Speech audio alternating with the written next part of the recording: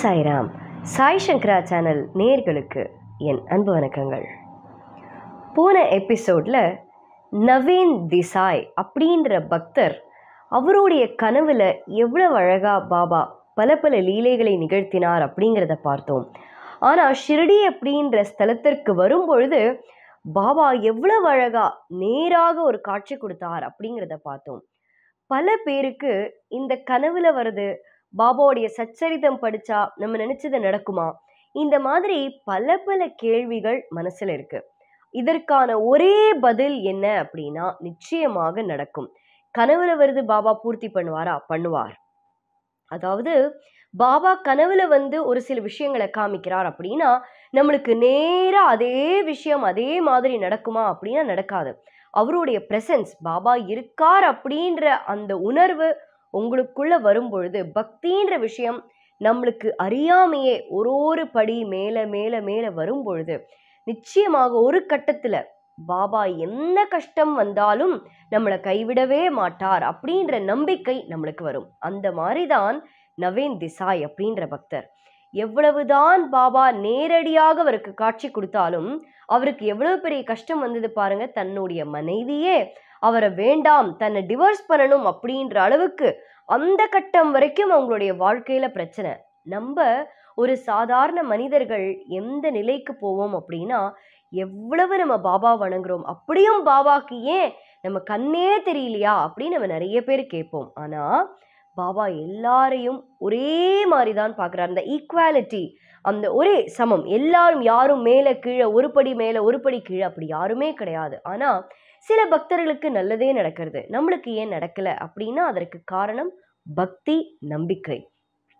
நவீன் தேசாய்க்கு ஒரு நம்பிக்கை இருந்தது. அதனால தான் பாபா கிட்ட என்ன ஒரு ஆர்டரிங் மாதிரி கொடுத்தார், இன்னொரு ஆர்டர் கொடுத்தார். பாபா உரிமையோட பாபா கிட்ட சொன்னார், 48 மணி நேரத்துக்குள்ள கண்டிப்பாக என்னுடைய மனைவி சரியால அப்படின்னா பாபா அப்படின்னு உங்களை கூப்பிடவே மாட்டேன், எனக்கு நீங்க தெய்வமும் கிடையாது, குருவும் கிடையாது, எனக்கு நீங்க யாருமே கிடையாது அப்படின்ற அளவுக்கு பாபாவோட ஒரு பந்தம். அந்த சமயத்துல தான் ஒவ்வொரு நாளும் அவங்களுடைய வீட்டில் காலையில 5 மணிக்கு தினம் ஒருத்தர் பாடிண்டு அவங்க வீட்டில் தினம் வருவார் அப்படின்றதெல்லாம் நான் போன எபிசோட்ல உங்ககிட்ட சொல்லியிருந்தேன். அந்த மாதிரி அந்த நாளன்று எப்படியாவது அவர் அந்த வீட்டுக்கு வரும்பொழுது அவரை வழி அமுச்சு விட்டுடணும் அப்படின்னு அவருக்கு மனசுக்குள்ள தோணினாலும் இல்லை, அது பண்ணக்கூடாது அப்படின்னு வெளியில போய் அவர்கிட்ட பேசி தினம் அந்த கணவன் மனைவி, அதாவது நவீன் தேசாய்க்கும் அவருடைய மனைவிக்கும் என்ன ஒரு வழக்கம் அப்படின்னா, அவருக்கு போய் ஏதாவது ஒரு தொகை கொடுப்பாங்க, அவங்களுக்கு ஆசைப்பட்ட மாதிரி ஒரு தொகை கொடுப்பாங்க. அந்த மாதிரி அந்த நாளன்று அவருடைய மனைவி போய் அவருடைய கையில அவங்களுக்கு என்ன தோணித்தோ அந்த தொகையை எடுத்துட்டு போய், அந்த அமௌண்ட் எடுத்துட்டு போய் அவரோட கையில, அந்த பாடிண்டு வருவார்ல அவருடைய கையில போய் அவருடைய மனைவி, அதாவது நவீன் தேசாயோடைய மனைவி அவர் கையில கொடுக்குறாங்க. கொடுத்த உடனே அந்த மனிதர் தினம் யாரு 5 மணிக்கு வருவாங்களோ அதே நபர் நவீன் தேசாய் கிட்ட சொல்றார், உங்க மனைவிக்கு பைத்தியம் பிடிக்கல, உங்க மனைவிக்கு எந்த கஷ்டமும் இல்லை, அவங்களுக்கு யாரோ இந்த பில்லி, ஏவல், சூனியம், செய்வினை இந்த மாதிரி ஒன்று வச்சிருக்காங்க, அதனால தான் உங்க மனைவி இப்படி நடந்துக்கிறாங்க, நீங்க கவலையே படாதீங்க, எல்லாம் கண்டிப்பாக 24 மணி நேரத்துக்குள்ள சரியாயிடும் அப்படின்னு வந்த நபர் சொல்றார். நான் அடிக்கடி இந்த சாய் சச்சரித்தால் இருக்கிற ஒரு விஷயத்தை தான் சொல்லுவேன். பாபா எந்த ரூபத்துல வரார் அப்படின்னு நம்ம யாருக்குமே தெரியாது. ஆனா சொல்ற ஒவ்வொரு விஷயமும் பாபாவுடைய உபதேசம் அப்படின்றத நம்ம உள்ளுணர்வு சொல்லும், இது வந்தது பாபா தான் அப்படின்னு. அந்த பக்தியோடு இருக்கும் பொழுது கண்டிப்பாக உங்களுக்கு அந்த குரல், அந்த கைடன்ஸ் நிச்சயமாக கேட்கும். அந்த மாதிரி நவீன் தேசாய்க்கு சொன்ன உடனே நவீன் தேசாய்க்கு ஆனந்த கண்ணீர். அப்போ நவீன் சொல்றார், எப்படியாவது என்னோட மனைவி சரியானா மட்டும்தான் என்னால நிம்மதியாக இருக்க முடியும். அவர்கிட்ட அழுதுண்டே சொன்னாரா நவீன், ஒவ்வொரு நாளும் ஒவ்வொரு மாதம் 10,000 இல்லை அவ்வளவு ரூபாய் நான் செலவு பண்றேன், ஆனாலும் அவளுக்கு சரியாகலே, மனசு அவ்வளவு கஷ்டமா இருக்கு. அப்போதான் நவீன் தேசாய் அந்த வந்த நபர்கிட்ட சொல்றார், அவளுடைய நகையெல்லாம் நான் எடுக்கவே இல்லை, ஆனா அந்த நகையை எடுத்து நான் 40,000 ரூபாய்க்கு வித்துட்டேன்னு சொல்றா, எனக்கு அவ்வளவு மனசு கஷ்டமா இருக்கு அப்படின்னு சொல்லும் பொழுது அவர் சொல்றார், இறைவனே எஜமான். இந்த வார்த்தைகள் யாரோடது?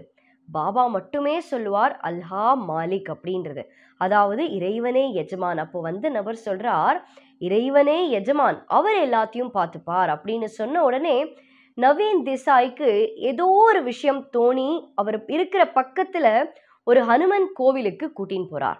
அவருடைய வீட்டு பக்கத்திலே இருக்கிற அந்த மாருதி மந்திர், ஒரு ஹனுமன் கோவிலுக்கு அவருடைய மனைவியை அழைச்சிட்டு போறார். கூட்டிட்டு போன உடனே அந்த இடத்துல இந்த அம்மையாருக்கு, அதாவது நவீன் தேசாயோட மனைவிக்கு ஏதோ பூஜை எல்லாம் பண்றாங்க, என்னெல்லாமோ அங்க நடக்குது.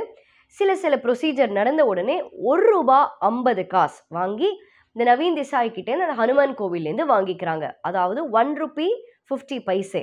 இது வாங்கிட்டு அந்த நபர், அதாவது ஹனுமன் கோவில் இருக்கிறவர் சொல்றார், இனிமே கவலைப்படாதீங்க, ஹனுமன் பார்த்துப்பார், உங்க மனைவிக்கு சரியாயிடும் அப்படின்னு அந்த ஆஞ்சநேயர் கோவிலில் இருக்கிற அந்த நபர் சொல்றார்.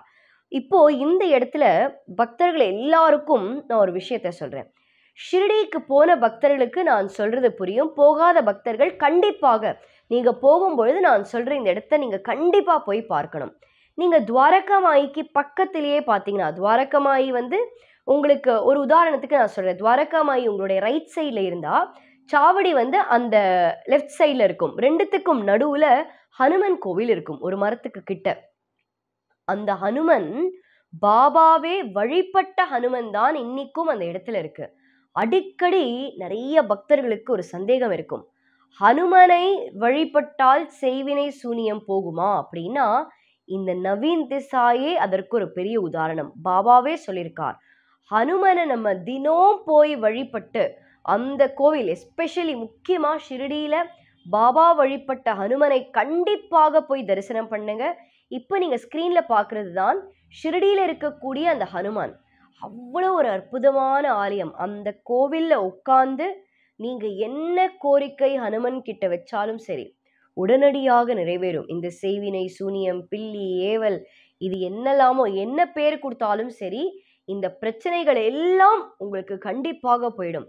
நவீன் தேசாய் என்ன பண்றார், பாபா ஹனுமன் வழிபாடை பத்தி சொல்லியிருந்ததுனால உடனே ஹனுமன் கோவிலுக்கு கூட்டின்னு போறார். ஹனுமன் கோவிலுக்கு கூட்டின்னு போய் ₹10,000 எக்கச்சக்க பைசா செலவு பண்ணியிருந்தாலும் வெறும் ₹1.50 அந்த அம்மாவுக்கு என்னெல்லாமோ பண்ணி வீட்டுக்கு கூட்டின்னு வராங்க. அடுத்த வீட்டுக்கு வந்த அடுத்த நொடி அந்த அம்மையாருக்கு என்ன நடந்தது ஒண்ணுமே ஞாபகம் இல்லை. ரொம்ப சாதாரணமாக அவ்வளவு அன்போட நவீன் தேசாய் கிட்ட பேசினாங்க. இதற்கு காரணம் என்ன?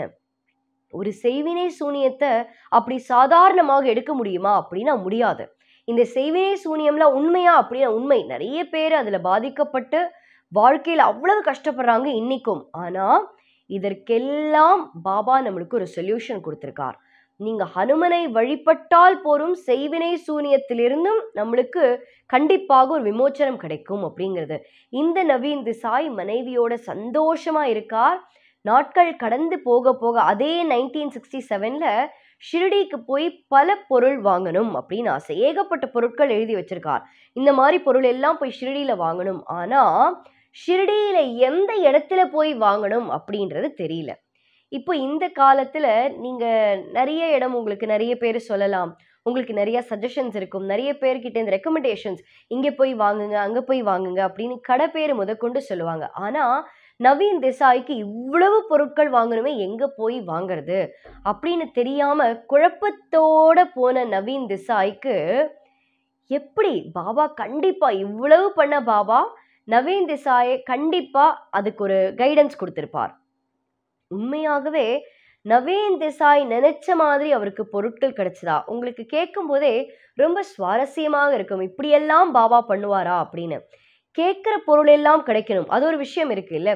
இப்போ நம்ம ஆசைப்பட்டு போகிறோம், அது அந்த பொருள் கிடைக்கல, அதே மாதிரி வேற பொருள் கிடைச்சாலும் அந்த திருப்தி நம்மளுக்கு இருக்காது.